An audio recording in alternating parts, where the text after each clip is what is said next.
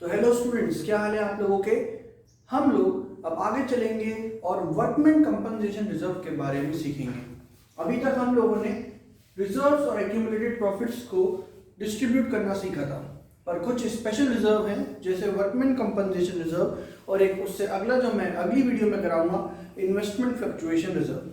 अभी हम बात करते हैं वर्कमैन कंपनसेशन रिजर्व के। Now this topic is important not only for changing profit sharing ratio but also for next chapter like admission of a partner, retirement of a partner, death of a partner। सभी chapters में इसका उपयोग होगा। Make sure कि इसे आप ढंग से समझ लें, क्योंकि इसको मैं दोबारा रिपीट नहीं करूंगा आगे वाली क्लासेस में। इसको कैसे करेंगे ये हम लोग एक क्वेश्चन के थ्रू समझेंगे। नाउ सबसे पहली बात तो ये आती है कि वर्कमैन कंपनसेशन रिजर्व है क्या। देखिए, वर्कर्स को अगर चोट लग जाए तो बड़ी बड़ी फैक्ट्रीज में ऐसा हो जाता है। तो अगर किसी वर्कर को चोट लग जाती है तो उसके लिए उसे हम कंपनसेट करते हैं, क्योंकि वो हमारे यहाँ काम करते हुए चोटिल हुआ है, उसे चोट हमारे यहाँ काम करते हुए लगी है, इसलिए हम लोग उसको कंपनसेट करते हैं। अब कुछ कंपनीज या कुछ फर्म्स इसके लिए पैसा जोड़ के रखती हैं, पर कुछ कंपनीज या फर्म इसके लिए पैसा नहीं जोड़ती। जो जोड़ के रखते हैं प्रॉफिट्स में से उसे कहते हैं workman compensation reserve. Workman compensation reserves, worker को कंपनसेट करने के लिए जो रिजर्व्स बनाए जाते हैं उन्हें कहते हैं वर्कमैन कंपनसेशन रिजर्व। मैं आपको एक क्वेश्चन के थ्रू जिसमें 5-6 केसेस हैं वो सारे की सारे केसेस को समझाऊंगा, तो आपको ये बिल्कुल क्रिस्टल क्लियर हो जाएगा। Kritika, Kashish and Kanika are partners sharing profits in the ratio of 4:3:3। They further decided to share profits in the ratio of 2:1:2. Now there is change in the profit sharing ratio. The balance sheet extract is as follow। अब देखिए, balance sheet का एक छोटा सा part दे रखा है जिसमें बता रखा है कि वर्कमैन कंपनसेशन के लिए हम लोगों ने 1 लाख रुपए जोड़ रखा है। नाउ मैंने आपको 5 केसेस यहाँ पे कराने हैं, आपको कोई 1 या 2 केसेस एग्जाम में पूछे जाएंगे। चलिए हम लोग शुरू करते हैं। Show treatment under the following cases. In cases में हम लोगों को ट्रीटमेंट बतानी है। केस नंबर 1 है नो क्लेम। नो क्लेम का मतलब किसी भी वर्कर को कोई चोट नहीं लगी और उसने हमें कुछ नहीं बताया। देखिए, ऐसा कुछ भी नहीं हुआ कि किसी लेबर ने कुछ क्लेम करा हो, किसी एम्प्लॉय ने कुछ क्लेम करा हो कि भाई मेरे को चोट लग गई है, ऐसा कुछ भी नहीं था। No claim.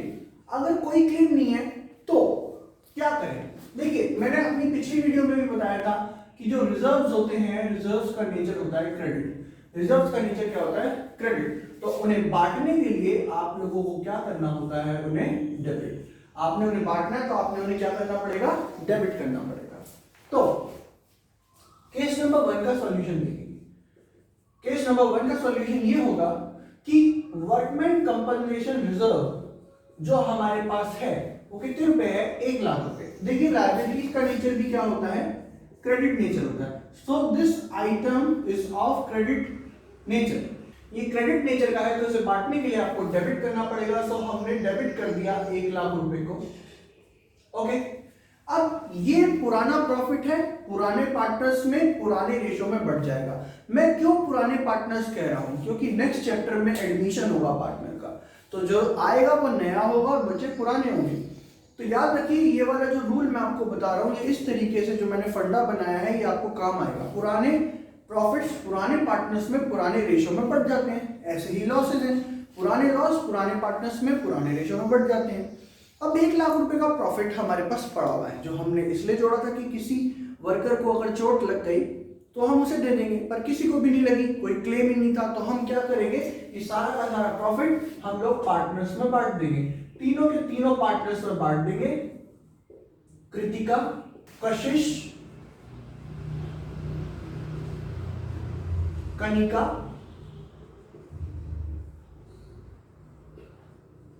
इन तीनों को ये पैसा दे दिया जाएगा, पुराने पार्टनर्स को पुराने रेशो में। अब पुराना रेशो क्या है हम लोगों का? 4:3:3।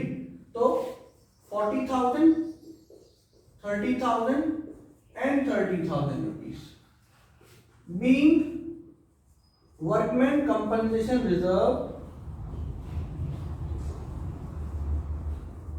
distributed। इससे ज्यादा इसमें कुछ करने की जरूरत आपको नहीं है। पुराना प्रॉफिट पुराने पार्टनर्स में पुराने रेशो में बांट दिया गया, क्योंकि जिस पर्पस के लिए उसे बनाया गया था उस पर्पस के लिए उसका यूज नहीं हो पाया। अच्छी बात है, किसी को चोट नहीं लगी। Case second, no information. देखिए नो इंफॉर्मेशन का मतलब है कि कोई भी इंफॉर्मेशन नहीं कि किसी वर्कर को चोट लगी थी या नहीं, हमें उसे कंपनसेट करना है या नहीं। तो जब नो इंफॉर्मेशन है तो आप एज्यूम करो नो क्लेम। इसका मतलब केस नंबर 1 और केस नंबर 2 का सॉल्यूशन सेम होगा, चाहे क्लेम पता ही ना हो चाहे कोई इंफॉर्मेशन ही ना हो, दोनों का मतलब सेम है। तो केस 1 एंड केस 2 दोनों का सॉल्यूशन यही होने वाला है कि वर्कमैन कंपनसेशन रिजर्व को बांट दीजिए पार्टनर्स में। Now the third case is the claim was 1,50,000। देखिए हम लोगों ने पैसे जोड़ रखे 1 लाख रुपए, पर चोट लग गई 1.5 लाख रुपए की, तो कंपनसेशन कितना मांगा गया हमसे? 1.5 लाख रुपए। ऐसे केसेस में रीवैल्यूएशन आ जाता है। ध्यान से देखिएगा कैसे, वो भी सिर्फ एक बैलेंसिंग फिगर के तौर पे। तो देखिए क्या करना है आप लोगों को। केस नंबर 3, तो केस नंबर 3 में जितना आपके पास वर्कमैन कंपनसेशन रिजर्व है उसको आप डेबिट कर लीजिए। हमारे पास वर्कमैन कंपनसेशन रिजर्व जो है वो है 1 लाख रुपए, हमने उस 1 लाख को यूज कर लिया। अब देखिए हमसे मांगा कितना गया, जितना हमसे मांगा गया है दैट इज अवर लायबिलिटी, हम इतना उस वर्कर को दे देंगे।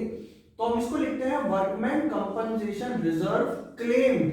हमसे कितना क्लेम करा गया? हमसे वर्कमैन कंपनसेशन रिजर्व जो क्लेम करा गया वो करा गया 1.5 लाख रुपए। अब जितना हमारे पास पैसा था उससे ज्यादा तो क्लेम कर लिया गया, तो हम पार्टनर्स को कुछ दे सकते हैं? कुछ भी नहीं देंगे, क्योंकि कुछ है ही नहीं हमारे पास डिस्ट्रीब्यूट करने के लिए। पर उल्टा हिसाब ये है कि उल्टा हमें 50,000 रुपए अपनी जेब से लगाने पड़ेंगे। सो ये हमारे लिए एक तरीके का क्या हो गया? एक तरीके का खर्चा हो गया हम लोगों के लिए, लॉस हो गया, आप लॉस भी कह लीजिए। तो ये सब क्या होते हैं? ये सब क्या होते हैं? डेबिट होते हैं। खर्चा या लॉस क्या होता है? डेबिट होता है। तो आप डेबिट कर दीजिए। 1.5 लाख में से 1 लाख गया, ये 50,000 रुपए की हमें कमी पड़ रही है। भाई जिसे चोट लगी है उसे तो पैसे पूरे देने ही पड़ेंगे, जितने कम पड़ रहे हैं उतने कहां से उठा लीजिए? रीवैल्यूएशन अकाउंट से। कहां से? रीवैल्यूएशन अकाउंट से। अब ये रीवैल्यूएशन अकाउंट की डेबिट साइड में लिखा जाएगा किस नाम से? तो वर्कमैन कंपनसेशन रिजर्व क्लेम्ड। हमने वर्कमैन कंपनसेशन के नाम पे 50,000 रुपए और दे रहे हैं। इसकी नरेशन क्या होगी? इसकी नरेशन आप सिंपल लिख दीजिए being workman compensation reserve claim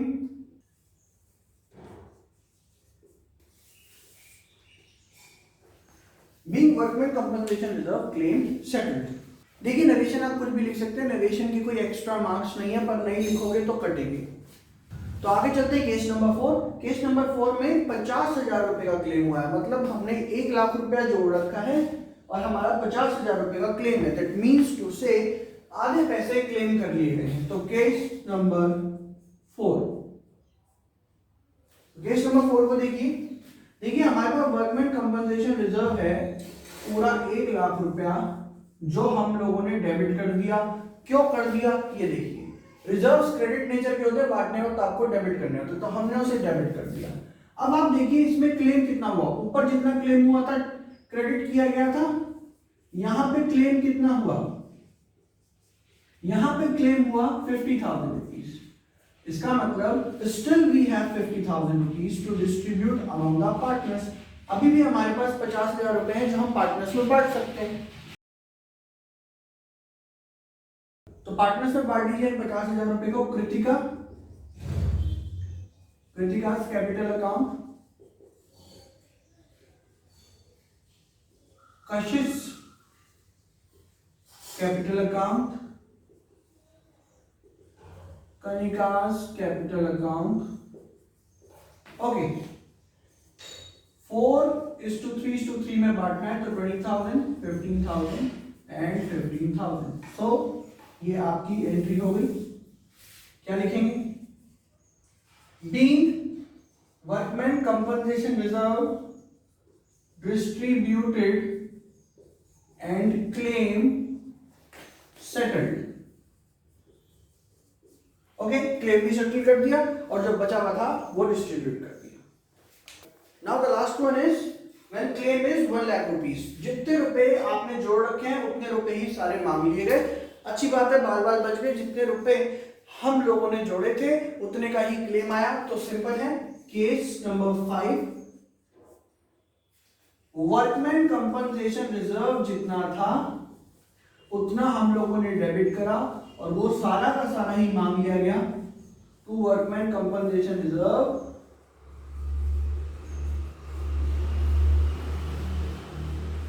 claim account being workman compensation reserve claim settled. हमने वर्कमैन कंपनसेशन रिजर्व का क्लेम क्या कर लिया, सेटल कर लिया. So this is how you have to deal workman compensation reserve. ये एक बहुत इंपॉर्टेंट कंसेप्ट है और ये आएगा ही आएगा workman compensation reserves. Reserves credit nature के होते हैं तो बांटने वक्त उन्हें डेबिट करना होता है. So that's it for today. Thank you for joining.